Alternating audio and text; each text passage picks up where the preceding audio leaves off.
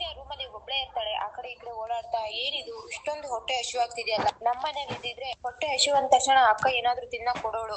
ಇಲ್ಲಿ ನೋಡಿದ್ರೆ ಏನೂ ಇಲ್ಲ. ಇಷ್ಟೊತ್ತಾಯ್ತು ಹೊಟ್ಟೆಗ್ ಸಹ ಕರ್ದಿಲ್ವಲ್ಲ.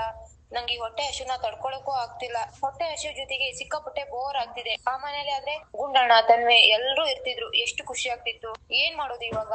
ಒಂದ್ ಕೆಲ್ಸ ಮಾಡ್ತೀನಿ, ಬಟ್ಟೆಗಳನ್ನೆಲ್ಲ ಜೋಡಿಸ್ತೀನಿ ಅಂತ ಹೇಳ್ಬಿಟ್ಟು ಬ್ಯಾಗಿಂದ ಬಟ್ಟೆನೆಲ್ಲ ತೆಗಿತಾ ಇರ್ತಾಳೆ ಪೂಜಾ. ಈ ಕಡೆ ಭಾಗ್ಯ ಊಟಕ್ಕೆ ಹಾಕೊಂಡು ಇನ್ನೇನ್ ಊಟ ತಿನ್ಬೇಕು ಅನ್ನೋ ಅಷ್ಟರಲ್ಲಿ ಅವಳಿಗೆ ಮತ್ತೆ ಪೂಜೆ ನೆನಪಾಗುತ್ತೆ. ಪಾಪ ಪೂಜಾ ಅಲ್ಲಿ ಏನ್ ಮಾಡ್ತಿದ್ದಾಳೋ ಏನೋ. ಅವಳಿಗೆ ಬೇರೆ ಹೊಟ್ಟೆ ಹಸಿವು ಆಗ್ತಾ ಇರ್ಬೋದು, ಸುಸ್ತಾಗಿರುತ್ತೆ. ಜೊತೆಗೆ ಬೆಳಿಗ್ಗೆಯಿಂದ ಆ ಶಾಸ್ತ್ರ ಈ ಶಾಸ್ತ್ರ ಅಂತ ಹೇಳಿ ಒಂದ್ ನಿಮಿಷನೂ ಕುತ್ಕೊಳ್ಳಕ್ಕೆ ಅವಳಿಗೆ ಟೈಮೇ ಸಿಕ್ಕಿಲ್ಲ. ಎಷ್ಟು ಸುಸ್ತಾಗ್ತಿದ್ಯೋ, ಎಷ್ಟು ಹೊಟ್ಟೆ ಹಸಿವು ಆಗ್ತಿದ್ಯೋ ಏನೋ. ನಂದೆಂದ ಎಂತ ಕೆಲ್ಸ ಆಯ್ತು. ಆಗ್ಲೇ ಫೋನ್ ಮಾಡಿದ್ಲು, ಬ್ಯಾಗ್ ಅಲ್ಲಿ ಸೈಡ್ ಅಲ್ಲಿ ತಿಂಡಿ ಇಟ್ಟಿದೆ ಅಂತ ಹೇಳ್ಬೇಕಾಗಿತ್ತು.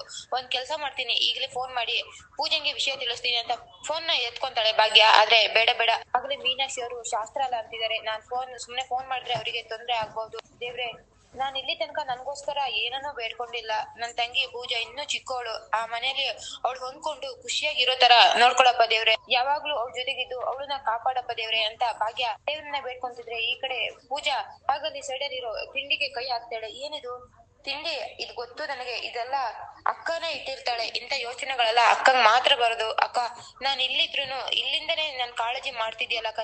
ನೀನ್ ತುಂಬಾನೇ ಗ್ರೇಟ್. ನಿನ್ನಂತ ಅಕ್ಕನ್ ಪಡೆದಿರೋದಕ್ಕೆ ನನ್ ತುಂಬಾ ಹೆಮ್ಮೆ ಆಗ್ತಿದೆ ಹೇಳ್ಬಿಟ್ಟು ಒಂದ್ ತುತ್ತಿನ ಬಾಯ್ ಹಾಕೊಂಡು ಪೂಜಂಗೆ ಕಣ್ಣೀರ್ ಬರ್ತಾ ಇರುತ್ತೆ. ಹಾಗೆ ಸ್ವಲ್ಪ ಸಮಯದ ನಂತರ ಪೂಜಾ ಕಬೋರ್ಡ್ನೆಲ್ಲ ನೀಟಾಗಿ ಜೋಡಿಸ್ತಾರೆ. ಆಗ ಅಲ್ಲಿಗೆ ಕಿಶನ್ ಬರ್ತಾನೆ. ಕಿಶನ್, ಬಂದ್ಯಾ? ನೋಡಿಲಿ, ನಾವು ಕಬೋರ್ಡ್ನೆಲ್ಲ ಎಷ್ಟ್ ನೀಟಾಗಿ ಅರೇಂಜ್ ಮಾಡಿದೀನಿ.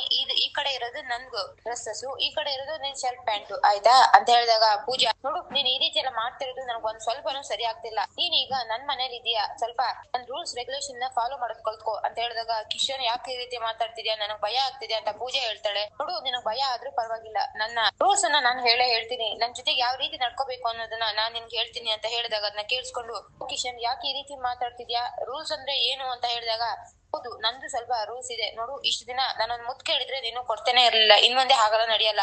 ಯಾವಾಗ ಮುತ್ ಕೇಳ್ತಿರೋ ನಾನು ಅವಾಗೆಲ್ಲ ನೀನ್ ಕೊಡ್ಲೇಬೇಕು ಅಂತ ಕಿಶನ್ ಹೇಳಿದಾಗ ಅದನ್ನ ಕೇಳಿಸ್ಕೊಂಡು, ತರ್ಲೆ, ಏನು ನೀನು ಎಷ್ಟೊಂದ್ ಭಯ ಪಡ್ಕೊಂಡೆ ಗೊತ್ತಾ ನಾನು ಅಂತ ಹೇಳಿದಾಗ, ಮತ್ತೆ ಸರಿ ಆಯ್ತು ಇವಾಗ ಮುತ್ ಕೊಡು ಅಂತ ಹೇಳಿದಾಗ, ಹೋಗೋ, ಒಂದ್ ಹೊತ್ತು ಗೊತ್ತು ಏನು ಇಲ್ಲ ನಿನ್ಗೆ ಅಂತ ಪೂಜೆ ಹೇಳ್ತಾಳೆ.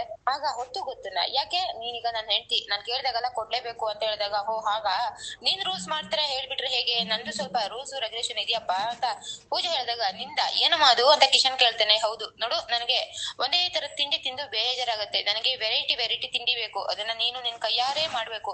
ಡೈಲಿ ಒಂದೊಂದು ವೆರೈಟಿ ತಿಂಡಿ ಮಾಡ್ಕೊಡು ಆಯ್ತಾ ಅಂತ ಪೂಜೆ ಕೇಳಿದಾಗ, ಅಷ್ಟೇನಾ ಅಪ್ಪನ ಮಹಾರಾಣಿ, ಒಂದೊಂದೇನು ಡೈಲಿ 10 ಮಾಡ್ಕೊಡ್ತೀನಿ, ನೋಡ್ತೀನಿ ಅಂತ ಪೂಜೆ ಹೇಳ್ತಾಳೆ. ನಂತರ ಪೂಜಾ, ಒಂದು ಕವಿತೆ ಹೇಳ ಅಂತ ಹೇಳಿದಾಗ, ಅಪ್ಪ ಮಾರಯ್ಯ, ಕವಿತೆ ಅಂತ ಹೇಳಿ ನನ್ ಪ್ರಾಣ ಯಾಕೋ ಹೇಳ್ತೀಯಾ? ನೋಡು ಆಲ್ರೆಡಿ ಸುಸ್ತಾಗಿದೆ, ಸುಮ್ನಿರು, ಹೋಗ್ಲಿ ನನ್ ಕಾಲ್ ಹೊತ್ತು ಅಂತ ಪೂಜೆ ಹೇಳಿದಾಗ, ಅಷ್ಟೇ ತಾನೆ ಅಪ್ಪನ ಮಹಾರಾಣಿ ಅಂತ ಪೂಜೆನ್ ಕಾಲ್ ಹತ್ತಕ್ಕಂತ ಹೋದಾಗ, ಸುಮ್ನೆ ಹೇಳ್ದೆ ಕಣೋ, ಏನೋ ಮಾಡ್ತಿದ್ಯಾ ನೀನು ಅಂತ ಹೇಳಿದಾಗ, ಯಾಕೆ ಮುಟ್ಬಾರ್ದಾ ಅಂತ ಹೇಳಿದಾಗ, ಹಾಗಲ್ಲ, ಗಂಡನ ಕಾಲನ್ನ ಮಾತ್ರ ಹೆಂಡತಿ ಮುಟ್ಬೇಕು, ಹೆಂಡತಿ ಕಾಲನ್ನ ಗಂಡ ಮುಟ್ಬಾರ್ದು ಅಂತ ಹೇಳಿದಾಗ, ಆತರ ಎಲ್ಲ ಏನು ಇಲ್ಲ, ಗಂಡ ಹೆಂಡತಿ ಅಂದ್ಮೇಲೆ ಇಬ್ರು ಸಮಾನನು, ಬಾ ನೀನು ಇಲ್ಲಿ ಕೂತ್ಕೋ ಅಂತ ಕಾಲ್ ಹೊತ್ತಕ್ಕೆ ಶುರು ಮಾಡ್ತೇನೆ. ಅದನ್ನ ನೋಡ್ಕೊಂಡು ಪೂಜೆ ಕಾಲ್ನ ವಾಪಸ್ ಹೇಳ್ಕೊಂಡು, ಕಿಶನ್, ನಾನ್ ತಮಾಷೆಗೆ ಹೇಳಿದ್ದು ಕಣೋ, ನನ್ ಕೈ ಕಾಲ್ ನೋವು ಏನು ಇಲ್ಲ, ನೀನ್ ಸುಮ್ನೆ ಇರು, ನೀನ್ ಈ ರೀತಿ ಎಲ್ಲ ಮಾಡ್ಬೇಡ ಅಂತ ಪೂಜೆ ಹೇಳ್ತಾರೆ. ನೋಡು, ನಮ್ ಮಧ್ಯೆ ಏನೇ ಆದ್ರೂ ಈಕ್ವಲ್ ಶೇರ್ ಇರ್ಬೇಕು. ದುಃಖ ಖುಷಿ ಇದೆಲ್ಲಕ್ಕಿಂತ ಹೆಚ್ಚಾಗಿ ಕೆಲ್ಸ, ಮನೆ ಕೆಲ್ಸನೂ ಅಷ್ಟೇ, ಇಬ್ರು ಹಂಚ್ಕೊಂಡೆ ಮಾಡೋಣ ಆಯ್ತಾ ಅಂತ ಕಿಶನ್ ಹೇಳ್ತಿರೋದನ್ನ ಹೊರಗಡೆ ಮೀನಾಕ್ಷಿ ನಿಂತ್ಕೊಂಡು ಕೇಳಿಸ್ಕೊಂತಾಳೆ. ಓಹೋ, ಕಿಶನ್ಗೂ ಸಾರಿ, ಮನೆ ಕೆಲ್ಸದಲ್ಲಿ ಹೆಲ್ಪ್ ಮಾಡ್ತೀಯ ಕಿಶನ್, ಬಿಟ್ರೆ ನೀನ್ ಅದು ಮಾಡಕ್ ಆಗೋನೆ ಅಂತ ತುಂಬಾ ಕೋಪದಿಂದ ಮೀನಾಕ್ಷಿ ಹೇಳ್ತಾಳೆ. ಹೀಗೆ ಆದ್ರೆ ಈ ಕಿಶನ್